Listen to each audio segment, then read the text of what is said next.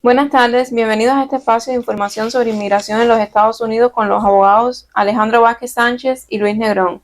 Hoy hablaremos sobre las residencias y los permisos de trabajo del parol, los nuevos requisitos de carga pública, la I-220A, el parol humanitario, CBP-1 y las peticiones familiares. La primera pregunta, abogado, ¿se esperan cambios para el requisito de carga pública de la residencia permanente? Sí, las noticias que hay es que se está trabajando en una nueva política de cómo se va a analizar el tema de la carga pública. La carga pública empezó a partir del año 97. Toda persona que emigra a los Estados Unidos o que tiene una visa tiene que demostrar que no va a ser una carga para el gobierno de Estados Unidos a mediano, a corto y a largo plazo. Se ha hecho de una manera a veces formal en el sentido de la I-864 y el tema de la ayuda en la I-485, cuánto ha recibido, las ayudas que ha recibido. Y los criterios que priman hoy día son en base a si la persona puede depender del gobierno en la totalidad y de por vida. Y eso es lo que lo hace en algunos casos inelegible a ser residente. Pero yo creo que va a haber una reestructuración de eso y se va a hacer un análisis mucho más ampliado, que tenga en cuenta los vínculos familiares, la edad de la persona, el ingreso que la persona ha generado durante toda su vida, los bienes que tiene y la educación y habilidades que esta persona tiene. Lo que podría afectar a las personas de mayor edad, los casos de visa de migrantes, de ciudadanos pidiendo a los padres o algo así, porque pudiera ser un factor a considerar. No sé cómo se valoraría y no quiero entrar en un tema de dar criterios sin tener realmente una definición, pero lo que sí luce que va a haber a corto plazo una nueva interpretación de lo que se va a considerar carga pública y debe ser un análisis más restrictivo y más estricto al respecto. Abogado, ¿qué tan cierto es que si una persona que entró con CBP-1 no cierra la corte, no le llegará a la residencia? No, eso no es cierto. La persona que entró por CBP-1 es un arribante extranjero. Y por lo tanto ahí aplica la excepción. ¿Qué es la excepción? Toda persona que está en corte tiene que ajustar en corte, excepto las personas que son arribantes extranjeros. Ahora, esa es la cláusula de excepción. Ahora, cuando usted prepara la residencia, debe fundamentar que usted está dentro de la excepción por ser arribante extranjero, porque a veces el servicio de inmigración tiene dificultad en analizarlo, ve en corte e inmediatamente lo descalifica para ser residente hasta que no le cierran la corte. Y la mayoría de los jueces no le cierran la corte hasta que usted sea residente.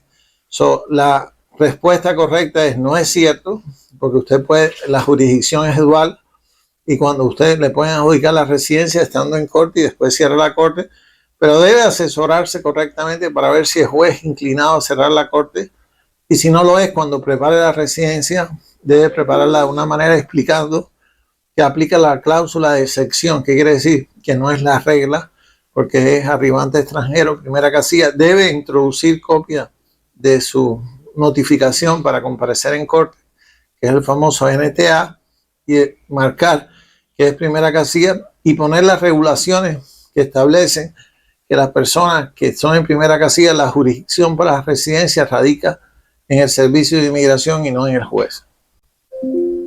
Nos plantean, a mi esposo lo deportaron en mayo y ahora me aprobaron la petición familiar I-130.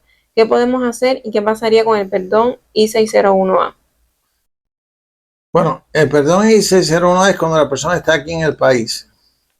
La persona acumula presencia ilegal y para no salir sin tener el perdón aprobado, porque tenía que esperar el perdón afuera, se aprobó la posibilidad de someter, que era una I-601, pero estando la persona aquí, ese perdón por la presencia ilegal. El estar ahora afuera y deportado, para ir reingresar, tiene una penalidad mínima de 5 años y tendría entonces que fallar un I-212, que es un permiso para suspender y reentrada una persona que estuvo en procedimiento y está deportado. Ahí ahora hay un análisis diferente, con independencia que si la persona acumuló presencia ilegal el día de la entrevista, el cónsul lo puede declarar inelegible y entonces tiene que someter el I-601, que es el mismo I-601A o muy parecido, solicitando el perdón por la presencia ilegal. Pero no toda persona que estaba en deportación tiene presencia ilegal, porque si la persona hizo el asilo dentro de los 6 meses, no acumuló presencia ilegal. Solamente tendría que someter la I-212, que es el permiso de reentrada cuando usted tiene una orden de deportación, y eso lo puede hacer con la aprobación de la I-130 sin esperar la fecha de la entrevista, para cuando llegue la entrevista ya tenga ese trámite avanzado y resuelto. La decisión del gobierno este mes de quitar la apelación en corte de los beneficios del parol humanitario hará que tengan que procesar más rápidamente las residencias y los permisos de trabajo por el parol. Llevo más de un año esperando por mi residencia. Luce que sí, porque si realmente el gobierno está desistiendo de litigar un tema, es que va a aceptar que las personas que entraron con parol puedan adjudicar. Ahora, con todo este tema de la totalidad de las circunstancias, de las personas que hicieron asilo, de las personas que se quedaron, que trabajaron sin parol o algo así, pudiera haber un análisis más profundo. La realidad es que algunos de estos casos no han aprobado, pero la mayoría todavía están pendientes. Si una persona con CBP aplicó a la ley de ajuste cubano en noviembre del 2024 con corte cerrada y aplicó el permiso de trabajo por ajuste hace más de 120 días, ¿qué tiempo se puede demorar para que se lo otorguen? Bueno, ahí tú me vas a ayudar más que yo en eso, en los términos, porque tú eres la persona que diariamente brega con el tema de los términos. Cómo se están demorando los casos, la generalidad y eso, yo creo que tú debes intervenir en eso, Carlos. En general sí están bastante demorados. Para los permisos de trabajo dice que es un término de 3.5 meses. Básicamente podría ser como 100 días, 115 quizás. Pero la realidad es que se están demorando más que eso y a la hora de tratar de hacer un inquiry porque está fuera de tiempo de procesamiento, en la gran mayoría no te dejan submitirlo, por lo cual sí está muy demorado el trámite, a pesar de lo que está en la página de USCIS. Y para las residencias no hay un tiempo en específico. Gracias, Catherine. Nos plantean, mi esposo entró en el 2019, fue deportado y entró de nuevo en el 2022. Está detenido hace 5 meses con miedo creíble aprobado, pero aún no lo liberan pendiente a corte. ¿Tendrá posibilidades de salir libre? Ojalá que sí, pero creo que va a ser muy difícil, porque básicamente tendría que ganar el asilo como la única posibilidad de poder salir, o la suspensión de deportación. Y si el gobierno apela, pues lo pueden dejar detenido, pero Dios permita que pueda salir. Un hijo ciudadano te puede hacer la petición familiar I-130 y un esposo residente darte perdón I-601A. Es una pregunta interesante y la respuesta es sí. Generalmente las peticiones son inmediatas y las peticiones son hijos mayores de 21 años pidiendo a padre, o ciudadanos americanos pidiendo hijos menores de 21, o ciudadanos americanos pidiendo a esposos. Ahora, por circunstancias que nadie sabe, en el tema del perdón de la presencia ilegal, el perdón no sube, es decir, un hijo no puede darle perdón al padre, un padre puede dar perdón a los hijos, o los esposos se pueden dar perdón entre ellos. Pero si tienen otro familiar, aunque no haya hecho la petición, en este caso el esposo, sí califica para hacer la I-601. Si se extravió el permiso de trabajo por segunda vez, ¿se puede volver a solicitar? Se puede volver a solicitar, pero se lo van a dar. Si el término está todavía no vencido, se lo van a dar por el término que se dio el que está extraviado. Si pide un duplicado, si pide una renovación, el permiso tiene que estar pendiente de expirar para que usted pueda entonces renovar. Nos plantean, soy CBP y llevo 305 días esperando mi residencia, pero mi corte no sale en el sistema. Por ende, no puedo cerrarla. ¿Qué puedo hacer? ¿Me estará afectando mi aplicación de la residencia? No necesariamente le está afectando, porque la jurisdicción es dual. Si usted entró por la frontera por CBP, usted es primera casilla, y básicamente, como explicamos anteriormente, la jurisdicción es con el Servicio de Inmigración y no con la Corte. El hecho que la Corte no le salga una fecha en el sistema no quiere decir que sea un impedimento. Ahora puede ver el juez, pues no tiene juez, puede recalendar el caso o calendar el caso, hacer una moción para calendar el caso. Le va a asignar un juez y puede intentar cerrar su caso y ver si el juez, con el tiempo que lleva pendiente, con las huellas que tiene, con las aplicaciones, le termina el caso. Aunque, como repito, en primera casilla no es un requerimiento que para adjudicarle la residencia tenga que tener su caso terminado. ¿Qué tipo de evidencia hay que demostrar en la entrevista de miedo creíble? No tiene que demostrar que la persona sufrió persecución o es probable que en el futuro, si lo regresan a Cuba, sufre persecución. La evidencia puede ser el propio testimonio de la persona si es coherente, y si tiene alguna evidencia documental sería mucho mejor. Testificar también es admisible, pero es difícil en una entrevista de miedo creíble llevar testigos por las dificultades que hay. Pero lo más importante es el testimonio de la persona, que sea seguro, coherente, que demuestre que ha sido sujeto de amenazas o de persecución por motivos de raza, nacionalidad, opinión política, membresía a un grupo social determinado o por cuestiones religiosas. Y si es así, si fue una persecución en el pasado o una persecución que puede generarse si la persona es devuelta, pues cumpliría con los estándares de miedo creíble y la persona se le otorgará el miedo creíble, que no quiere decir que tenga el asilo.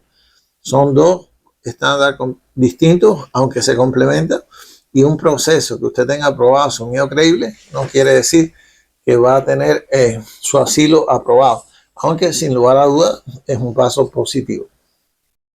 Tengo la petición I-130 aprobada hace un año y estoy en espera de la I-485 con corte cerrado.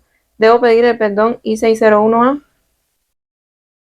Yo no sé por qué usted dice que está en espera de la I-485, a no ser que entró con parol.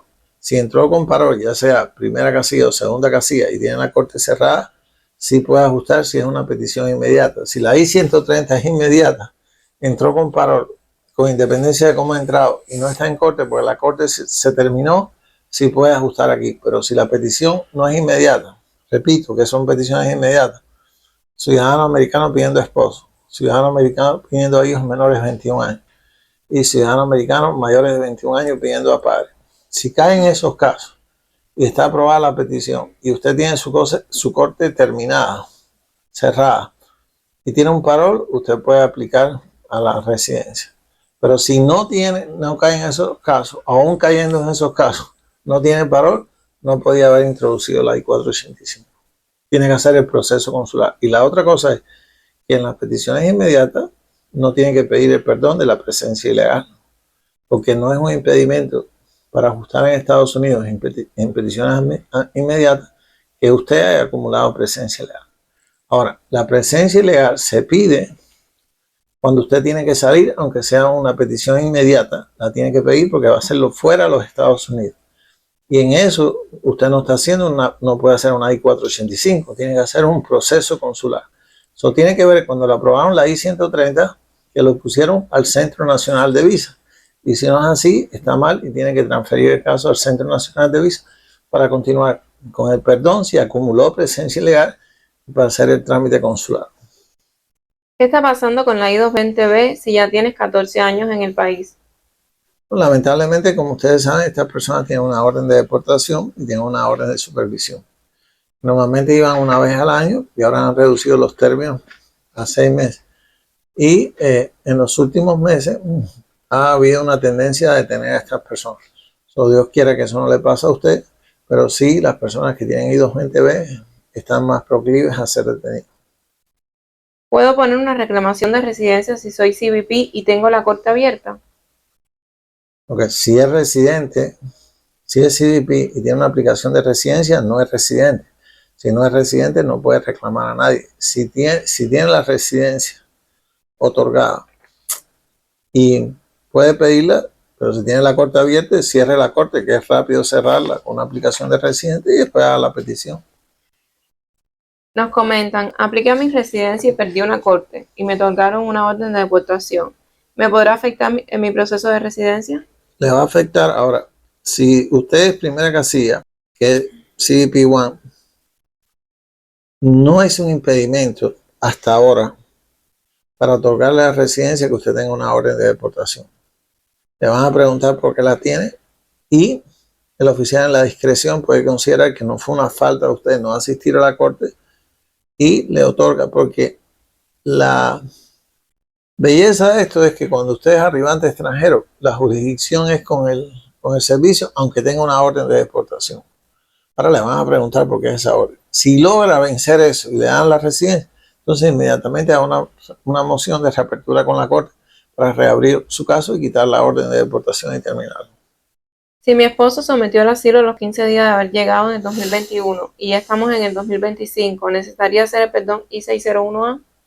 No necesitaría hacer el perdón si está en corte todavía y sometido al asilo dentro de los 15 días. No, porque solamente las personas que hayan sometido el asilo después de 180 días es cuando se empieza a acumular presencia ilegal. Si todavía está en corte y sometió al asilo dentro de 15 días, no es necesario. Ahora, tiene que, dos cosas. No puede cerrar la corte y empezar el proceso consular, porque si cierra la corte se queda fuera de estatus y entonces empieza a acumular presencia legal. Tiene o que pedir al juez un cierre administrativo, solicitar el I-601A y cuando esté aprobado, solicitar entonces una salida voluntaria o un cierre de la corte para poder salir entonces una vez que le cerraron la corte a usted. Un ciudadano americano puede someter una petición familiar para su hijo mayor de edad que tiene esposa e hija menor de edad. ¿Cuánto demora esta petición? Puede hacerlo al hijo solo, incluye la esposa y los hijos. Demora como 17 a 18 años. Y cuando llegue la entrevista, los hijos tienen que ser menores de 21 años para que califiquen. Por ejemplo, sometido cuando los hijos tienen 10 años, cuando el hijo de él está casado y tiene hijos que tienen 10 años. Esos niños, por el término que hay de 17 años, cuando lleguen a la entrevista, no califican. La respuesta a la pregunta es sí, pidiendo un ciudadano americano a hijos casados, categoría F3, incluye la esposa y los hijos del ciudadano, siempre y cuando al momento de la entrevista siga casado y siempre y cuando esos hijos que pidió al momento de la entrevista tengan menos de 21 años. Y demora 17 a 18 años. Muchas gracias, abogado.